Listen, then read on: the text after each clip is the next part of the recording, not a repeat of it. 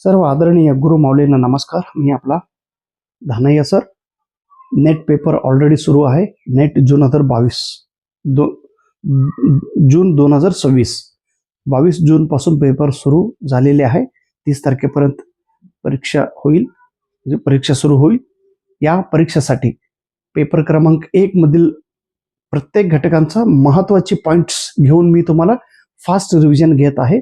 कृपया परीक्षेला जात असताना तुमच्या डोक्यात एवढं तरी ज्ञान अपेक्षित आहे, एवढ्याच ज्ञानाच्या आधारे येणारी ही नेट परीक्षा आणि येणारी महाराष्ट्र सेट परीक्षा सुद्धा तुम्ही उत्तीर्ण होणार याची पूर्ण खात्री मला आहे. तर पेपर क्रमांक 1 मधील 9वा युनिट आहे पर्यावरण. या पर्यावरण विभागातील 2 घटक इथं आपण बघत आहोत. पहिला आहे मिलेनियम डेव्हलपमेंट गोल्स, MDG. आता हे मिलेनियम डेव्हलपमेंट गोल्स, हे गोल्स जे आहे, हे जे उद्दिष्ट आहे, एकूण 8 गोल्स आहे, 8. आणि ही गोल्स पूर्ण करण्यासाठी कोणी सांगितलेले? United nations. कोणत्या वर्षी? 2000 साली. आणि 2015 पर्यंत हे पूर्ण व्हायला पाहिजे अशी उद्दिष्टे युनायटेड नेशन्सने ठेवलेले आहे. आता हे 8 गोल्स बघूया. पहिलं गोल्स आहे पॉवर्टी रिड्यूस. जगातील सगळीकडे जे बडतन आहे, जे गरिबी आहे, ते गरिबी कमी करणे यांचा उद्दिष्ट आहे, यांचा गोल आहे. दुसरा आहे युनिव्हर्सलाइज प्रायमरी एज्युकेशन. प्राथमिक शिक्षण सार्वत्रिकरण करणे. प्रत्येक मुलांना प्राथमिक शिक्षण तरी मिळालंच पाहिजे. Gender equality. पुरुष आणि स्त्री या दोघांना समान वागणूक, समान दृष्टिकोनातून पाहिला पाहिजे. आणि विमेन एम्पॉवरमेंट. स्त्री सबलीकरण केला पाहिजे. चाइल्ड मॉर्टॅलिटी कमी करणे. जे लहान बाळांची मृत्यू होत आहे, त्या बाळ मृत्यूंचं प्रमाण कमी करणे. Maternal health. मॅटर्नल म्हणजे आईची जी हेल्थ आहे, जे बाळाला जन्म दिल्यानंतर जी आई असते तिचं आरोग्य सुधार करणे. HIV, एड्स आणि मलेरिया सारखा जे डिसीजेस आहे त्या रोगावर नियंत्रण ठेवणे. आणि पर्यावरण इम्प्रूव्हमेंट करणे. जे सकारात्मक दृष्टिकोन पर्यावरणाकडे पाहणे, पर्यावरणाचं सुधारणा करणे. आणि ग्लोबल पार्टनरशिप फॉर डेव्हलपमेंट. विकास करण्यासाठी इतर देशातील मदत आपण घेतला पाहिजे. आता सस्टेनेबल डेव्हलपमेंट गोल्स, SDG. आता हे मिलेनियम डेव्हलपमेंट पूर्ण झाला नाही म्हणून युनायटेड नेशन्स यांनी सस्टेनेबल डेव्हलपमेंट गोल सुरुवात केले. ह्याला ग्लोबल गोल्स असेही म्हणतात, जागतिक गोल्स. इथे एकूण 17 गोल्स त्यांनी सांगितलेले. 2015 रोजी ही सुरुवात झालेली. 2030 पर्यंत ही पूर्ण व्हायला पाहिजे. ह्याच्यात 169 टार्गेट्स दिलेले आहेत. आता हे 17च्या 17 सिक्वेन्स प्रमाणे तुम्ही लक्षात ठेवा. पहिला आहे आपलं जो पॉवर्टी. या जगात कुठेही गरिबी दिसू नये, गरिबीचं पूर्णपणे निर्मूल करणे, नाश करणे, कोणीही गरीब राहू नये. आणि दुसरा आहे नो हंगर. प्रत्येक व्यक्तीला जेवण मिळालंच पाहिजे, कोणीही भुकेने मरू नये, हे त्यांचं उद्दिष्ट आहे. प्रत्येकांना चांगलं आरोग्य मिळालंच पाहिजे. या जगातील प्रत्येक लोकांना चांगलं आरोग्य मिळालं पाहिजे. आणि क्वालिटी एज्युकेशन. प्रत्येक लोकांना गुणवत्तापूर्ण शिक्षण मिळालं पाहिजे. 5वा आहे जेंडर इक्वॅलिटी. पुरुष आणि स्त्री आणि जे थर्ड जेंडर आहे हे सगळ्यांना समान वागणूक दिला पाहिजे. क्लीन वॉटर आणि सॅनिटेशन. स्वच्छ परिसर आणि स्वच्छ पाणी प्रत्येक लोकांना मिळाला पाहिजे. Clean energy. जो शक्ती आहे, एनर्जी, प्रत्येकांना क्लीन एनर्जी मिळाला पाहिजे. Decent work. प्रत्येकांना चांगलं आणि शुद्ध आणि व्यवस्थित असलेलं काम प्रत्येक लोकांच्या हाती मिळालं पाहिजे. त्याच्यातून त्यांना आर्थिक लाभ व्हायला पाहिजे, आर्थिक दृष्ट्या ते प्रगत व्हायला पाहिजे. इंडस्ट्री. ज्या इंडस्ट्रीपासून देशाला सकारात्मक दृष्टिकोनातून फायदा होतो आणि परिसराला नाश न करता इंडस्ट्रीचा वापर करणे. Reduce inequality. जे असमानता आहे त्याचा कमी करणे. Sustainable communities. जे काही ट्राईब्स आहे किंवा मागासवर्गीय काही लोक आहे, कम्युनिटीज आहे, आदिवासी त्यांचा सुस्थिर निर्माण करणे. रिस्पॉन्सिबल कन्झम्पशन अँड प्रोडक्शन, योग्य रीती आपण वस्तूंचा वापर केला पाहिजे आणि योग्य रीतीने वस्तूंचा उत्पादन केला पाहिजे.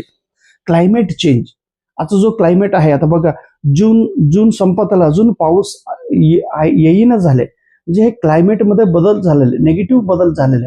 असे निगेटिव्ह बदल आपल्याला कमी करून पॉझिटिव्ह मध्ये कन्व्हर्ट करायचं आहे. पोल्युशनचं प्रमाण कमी करायचं आहे. उष्णतामानाचं प्रमाण वाढत आहे, त्याचं प्रमाण कमी करा. हे क्लायमेट चेंज आपण केला पाहिजे. लाईफ बिलो वॉटर, समुद्राच्या खाली जे समुद्रात असलेले जे काही जलचर प्राणी आहे त्याचा आपण रक्षण केलं पाहिजे. आणि लाईफ ऑन लँड, लँडवरती राहणारी प्रत्येक जीवजंतू प्राणीला आपण रक्षण दिला पाहिजे. आणि 16 आहे peace and justice to everyone, प्रत्येक लोकांना शांतता आणि योग्य न्याय मिळाला पाहिजे. पार्टनरशिप फॉर गोल्स पूर्ण करण्यासाठी इतर देशांचा, इतर राष्ट्रांचा, इतर खंडांचा, इतर व्यक्तींचा आपण मदत घेऊन गोल्स पूर्ण केला पाहिजे. हे आपण महत्वाचे घटक बघितले आणि पुढील घटक आपण बघूया.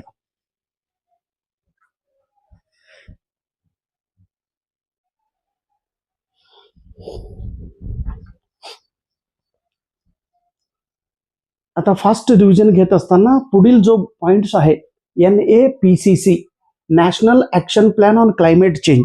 आपला जो क्लायमेट आहे, हवामान, या हवामानामध्ये सकारात्मकरित्या बदल व्हायला पाहिजे, या दृष्टिकोनातून भारत सरकारने 2008 रोजी ही योजना सुरू केलेली आहे. NAPCC ह्याच्यामध्ये एकूण 8 योजना त्यांनी सुरू केल्यात. 8 योजना. पहिला योजना आहे सोलारचा वापर केला पाहिजे. सूर्याचा किरणांचा वापर करून आपण एनर्जी निर्मिती केला पाहिजे, इलेक्ट्रिसिटी निर्मिती केला पाहिजे. सोलारचा वापर केला पाहिजे. त्याच्यानंतर जो एनर्जी आहे, विंड एनर्जी आहे, हायड्रो एनर्जी आहे, जिओथर्मल एनर्जी आहे, त्या शक्तीचा वापर आपण केला पाहिजे. हॅबिटेट, काही प्रदेशांचा आपण रक्षण केला पाहिजे. प्रत्येक पशु पक्षी व्यक्तींना शुद्ध वॉटर मिळाला पाहिजे. हिमालयामधील जो इकोसिस्टीम आहे त्या इकोसिस्टीमचा रक्षण केलं पाहिजे. भारतामध्ये वनस्पतींचं प्रमाण वाढवलं पाहिजे, ग्रीनरी एरिया वाढवलं पाहिजे. वनस्पती म्हणजे 33% तरी भूभागावरती वनस्पतींचं प्रमाण असणं गरजेचं आहे. ऍग्रिकल्चरमध्ये सुधारणा केला पाहिजे, शेतीमध्ये. क्लायमेट चेंज सकारात्मकरित्या व्हायला पाहिजे. आता बघा जून झाला, अजूनही पाऊस येणं झालाय. मग काय येत नाही, कशासाठी येत नाही, काय कारण आहे? गेल्या वेळेला भरपूर पाऊस झाला होता. ह्या क्लायमेटमध्ये असं का बदल होतो? मग सकारात्मक रीतीने विचार करून त्याचं रक्षण केलं पाहिजे. मॉन्ट्रियल प्रोटोकॉल, ओझोन जो थर आहे, ओझोनचं रक्षण करण्यासाठी ही प्रोटोकॉल, ही एक आंतरराष्ट्रीय ऍग्रीमेंट झालेली आहे. आणि त्याच 1989 ला ऍग्रीमेंट झाले आणि 1997 पासून सुरुवात झाली. रिओ संमेलन ब्राझील देशात झालेले आहे.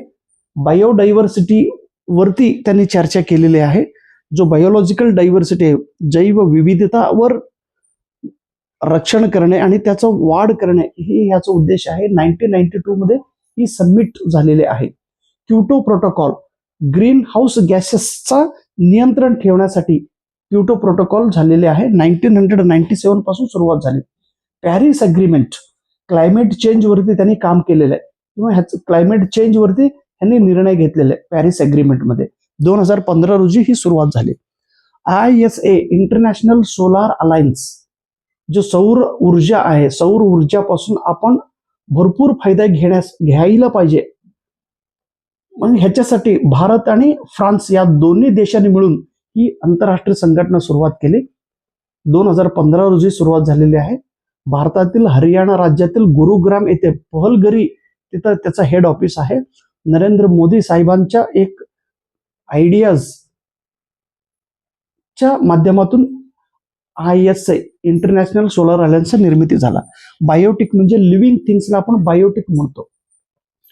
पशु पक्षी प्राणी व्यक्ती.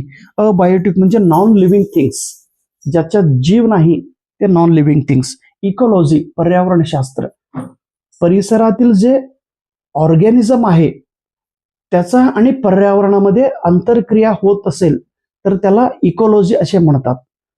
पर्यावरणातील जे काही घटक आहे, जे लिव्हिंग थिंग्स आहे, त्याचा आणि पर्यावरणामध्ये इंटरॅक्शन होत असतो. ऑर्गॅनिझम आणि क्लायमेट एन्व्हायरमेंटमध्ये इंटरॅक्शन होत असतो. इकॉलॉजी हा वर्ड 1968 रोजी रिटर यांनी सांगितलेले. इकॉलॉजीचा वर्ड खूप प्रसिद्ध केलेला व्यक्ती हॅकेल 1969 रोजी. कृपया ही पॉइंट्स लक्षात ठेवा.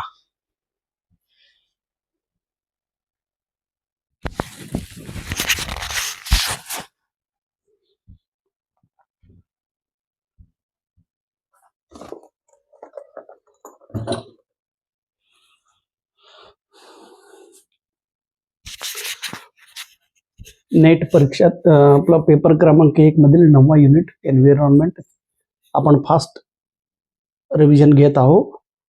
तर पुढील कन्सेप्ट आहे इकोसिस्टीम, इकोलॉजिकल सिस्टीम. आता इकोसिस्टीम हा शब्द कोणी सांगितलेला आहे तर एजी टेन्सले यांनी. एजी टेन्सले पेपरला असंच प्रश्न विचारतात, इकोसिस्टीम कोणी सांगितले? एजी टेन्सले. आता फूड चेन, फूड चेन म्हणजे काय आहे? फूड म्हणजे आहार, चेन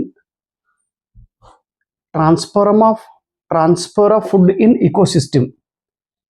एका घटकापासून दुसऱ्या घटकात फूडचा ट्रान्सफॉर्म होणे त्याला फूड चेन म्हणतात.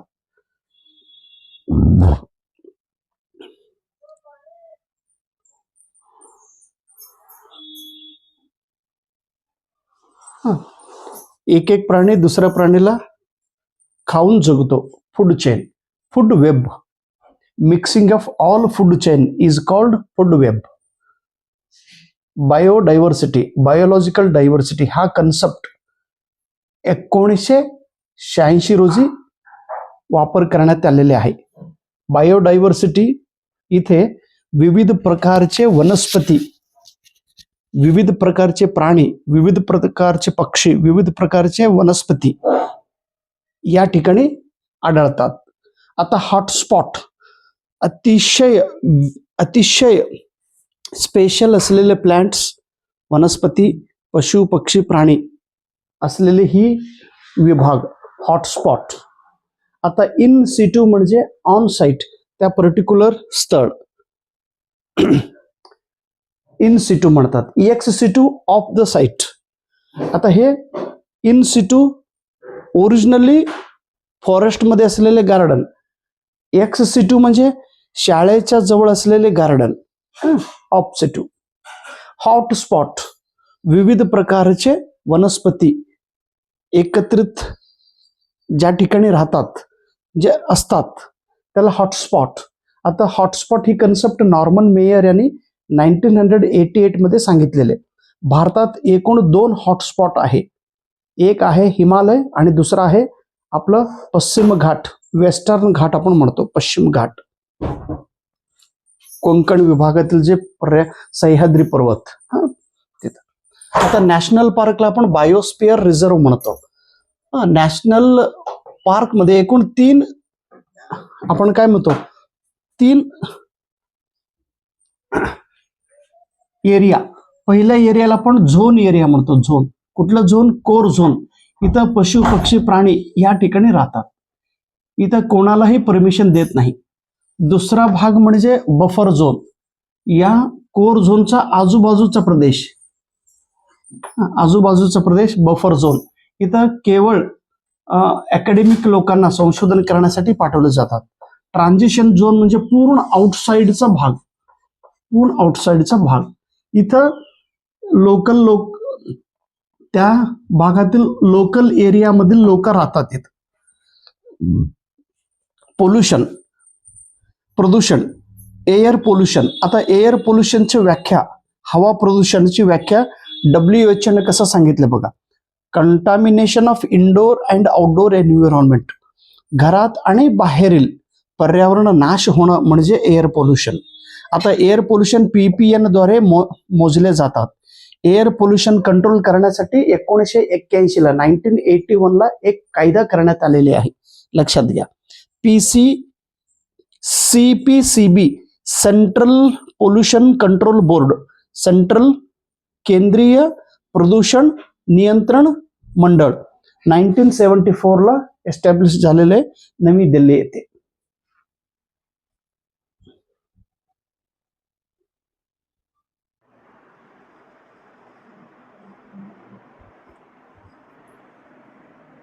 वॉटर पोल्युशन, दूषित पाणी पिल्यानंतर अनेक समस्या निर्माण होतो. आता वॉटर पोल्युशन कंट्रोल करण्यासाठी भारत सरकारने वॉटर ऍक्ट 1974 ला कायदा केलेले आहे. आता मिनामाटा म्हणून एक नगर आहे जपानमध्ये, तिथं वॉटर पोल्युशनमुळं मोठं समस्या झाली होती. दूषित पाणी पिल्यानंतर अनेक लोकांचा मृत्यू झाला होता, मिनामाटा. आता सॉइल पोल्युशन, सॉइल म्हणजे आपण काय म्हणतो, माती प्रदूषण. सर्वात जास्त माती प्रदूषण झालेलं नगर म्हणजे तारापूर, आपल्या महाराष्ट्रात असलेले. नॉईज पोल्युशन, ध्वनी प्रदूषण. आता ध्वनी प्रदूषण डेसिबलद्वारे मोजले जातात. 70 पेक्षा कमी डेसिबल असेल, डीबी असेल तर तो नॉर्मल आहे, ते ओके. 85 पेक्षा जास्त डेसिबल असेल तर त्याच्याने समस्या निर्माण होतो. वेस्ट म्हणजे त्याज्य पदार्थ, वेस्ट पदार्थ. आता हजारडस वेस्ट, हानिकारक हे त्याज्य पदार्थ आहे. आता हजारडस वेस्ट ऍक्ट 1989 रोजी भारत सरकारने केलेली होती. या कायद्यात अजून काही सुधारणा करून 2016 रोजी एक नवीन हजारडस ऍक्ट त्यांनी तयार केलेले आहे. Impact of pollutants on human health, मानवाच्या शरीरावरती ह्या पोल्युटंटचा काय परिणाम होतो. रेस्पिरेटरी डिसीज, दूषित हवा आपण शरीरात घेतल्यानंतर श्वासनलिका आणि फुफ्फुस आणि आपला जो छाती आहे, अस्थमाचा प्रॉब्लेम होतो, ब्रॉन्चिट फुफ्फुसचा प्रॉब्लेम होतो. त्यानंतर COPDचा प्रॉब्लेम होईल, क्रोनिक ऑब्स्ट्रक्टिव्ह पल्मोनरी डिसीज तयार होतो. कार्डिओवॅस्क्युलर प्रॉब्लेम, हृदयांचा प्रॉब्लेम, हायपरटेन्शनमुळे, साऊंड पोल्युशनमुळे ही प्रॉब्लेम तयार होतो. न्यूरोलॉजिकल प्रॉब्लेम, लीड आणि मर्क्युरीचे सेवन केलं की न्यूरोलॉजिकल प्रॉब्लेम तयार होतो. वॉटर बॉर्न, दूषित पाणी पिल्यानंतर डायरिया, कॉलरा, टायफॉइड प्रॉब्लेम निर्माण होतो. कॅन्सर, जेनेटिक्सचा डॅमेजेस कशामुळे होतो, हजारडस वेस्टचा परिणाम होत असतो.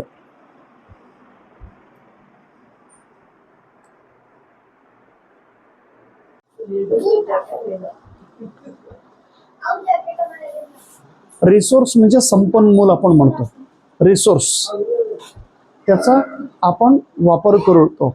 निसर्गात ही संपन्मूल आपल्याला मिळतात, रिसोर्स.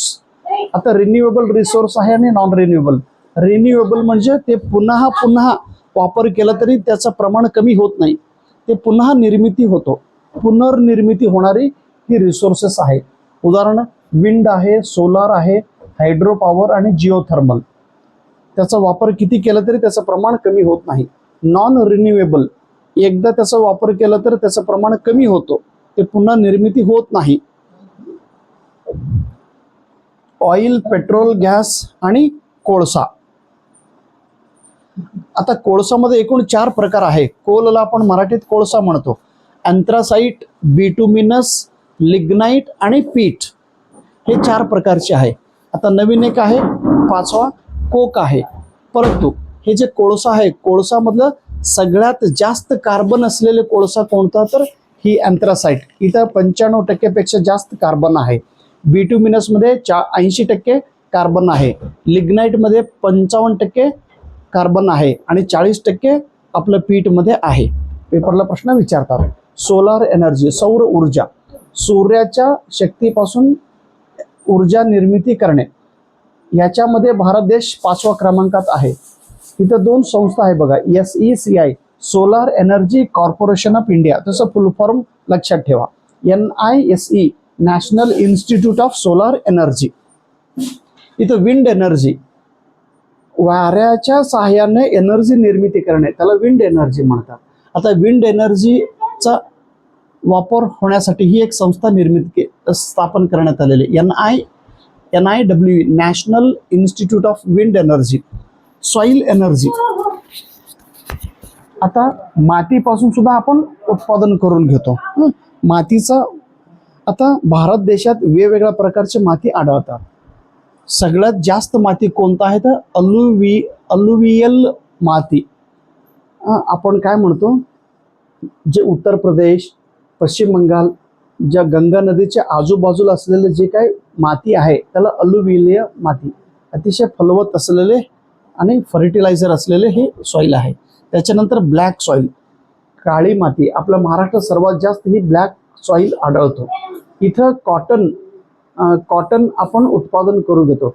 नांदेडला कॉटन उत्पादन सर्वात जास्त होत असतो. कॉटन, हत्ती आपण मराठीत काय म्हणतात, कन्नडमध्ये हत्ती म्हणतात, कॉटन. कॉटन कोणते, ब्लॅक सॉइलला आपण रेगूर सॉइल असंही म्हणतो. हायड्रो एनर्जी, जलविद्युत निर्मिती केंद्र, जलाच्या सहाय्याने एनर्जी तयार करता येतो. आता जलविद्युत निर्मिती केंद्र टेहरी डॅम आहे उत्तराखंडमध्ये. कोयना इथं जलविद्युत निर्मिती केंद्र आहे महाराष्ट्रात. जिओथर्मल एनर्जी, भूगर्भातून अतिशय उष्ण हवा आणि पाणी बाहेर आल्यानंतर त्याच्यापासून एनर्जी निर्मिती होतो. Geothermal energy. मणिकर्ण म्हणून एक नगर आहे हिमाचल प्रदेश येथे, ते जिओथर्मलसाठी प्रसिद्ध आहे. बायोमास एनर्जी, वनस्पतीच्या सहाय्याने बायोमास एनर्जी तयार होतो. कठौली म्हणून एक नगर आहे उत्तर प्रदेश, बायोमास एनर्जीसाठी ती प्रसिद्ध आहे. जसाही पटेल यांना फादर ऑफ बायोमास म्हणतात. न्यूक्लिअर एनर्जी, अणुविद्युत केंद्र. भारतात पहिलं अणुविद्युत केंद्र तारापूर येथे स्थापन करण्यात आले 1969. त्याच्यानंतर तमिळनाडू येथे सर्वात मोठा न्यूक्लिअर एनर्जी कुडमकुलम, आणि कर्नाटक येथे तैगा. कृपया ही सगळं पॉइंट्स आपण लक्षात ठेवा.